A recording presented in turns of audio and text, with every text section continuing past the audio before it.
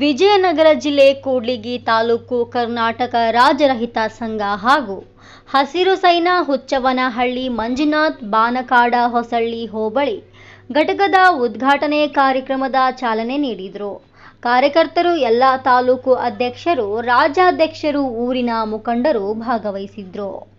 ರಾಜ್ಯಾಧ್ಯಕ್ಷರು ಹುಚ್ಚನಹಳ್ಳಿ ಮಂಜುನಾಥ್, ವಿಜಯನಗರ ಜಿಲ್ಲೆ ಅಧ್ಯಕ್ಷರು ಮಹೇಶ್ ದೇವರಮನಿ, ಜೆ ಮಾರಣ್ಣ, ಹೋಬಳಿ ಘಟಕ ಅಧ್ಯಕ್ಷರು ಇತರ ಎಲ್ಲ ಕಾರ್ಯಕರ್ತರು, ಎಲ್ಲ ಪದಾಧಿಕಾರಿಗಳು ಈ ಕಾರ್ಯಕ್ರಮಕ್ಕೆ ಚಾಲನೆ ನೀಡಿದರು.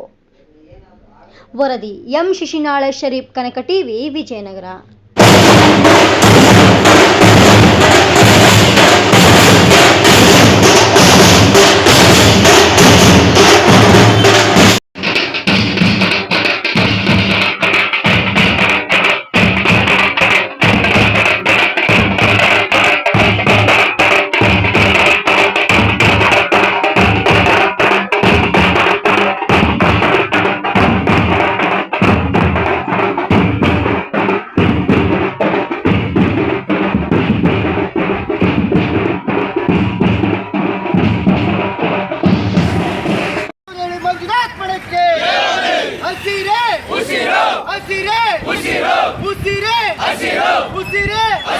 ಕರ್ನಾಟಕ ರಾಜ್ಯ ರೈತ ಸಂಘಕ್ಕೆ, ರೈತರ ಹೋರಾಟಕ್ಕೆ, ಹುಚ್ಚವ್ವನಹಳ್ಳಿ ಮಂಜುನಾಥ್ ಪಡಕ್ಕೆ, ಹೊಸಳ್ಳಿ ಗ್ರಾಮ ಘಟಕಕ್ಕೆ, ಹೊಸಳ್ಳಿ ಗ್ರಾಮ ಘಟಕಕ್ಕೆ, ಹೊಸಳ್ಳಿ ಗ್ರಾಮ ಘಟಕಕ್ಕೆ,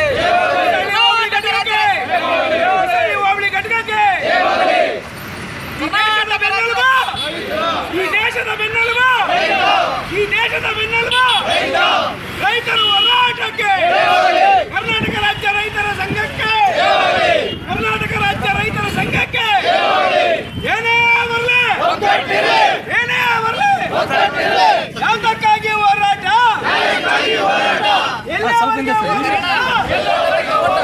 ಅಣ್ಣ ಚಪ್ಪಲಿ ಕಣ್ರಿ, ಚಪ್ಪಲಿ ಚಪ್ಪಲಿ ಚಪ್ಪಲಿ ಸರ್ ಸ್ವಲ್ಪ ಮಂಜುನಾಥ್ ಅಣ್ಣನವ್ರಿಗೆ, ಹುಚ್ಚವ್ವನಹಳ್ಳಿ ಮಂಜುನಾಥ್ ಅಣ್ಣನವ್ರಿಗೆ ಯಾವುದೇ ಥರದ ಹಾನಿಯಾಗಲ್ಲ ಅನ್ನೋದು ನಮ್ಮ ಸಂದೇಶ. ಇವ್ರು ಕ್ಲೈಮ್ ಬ್ಯಾಕ್ಸ್ ಕಂಪನಿಯವರು, ಇವ್ರ ಪಕ್ಕದಲ್ಲಿ ಜಮೀನು ಇರೋದು, ಇವ್ರು ಯಾರು ಮಾತಾಡಿಸಿಲ್ಲ. ದೊಡ್ಡ ಲಾರಿಗಳು ತಂದು ಇವ್ರ ಜಮೀನಲ್ಲಿ ಬಿಟ್ಟಿದ್ರು.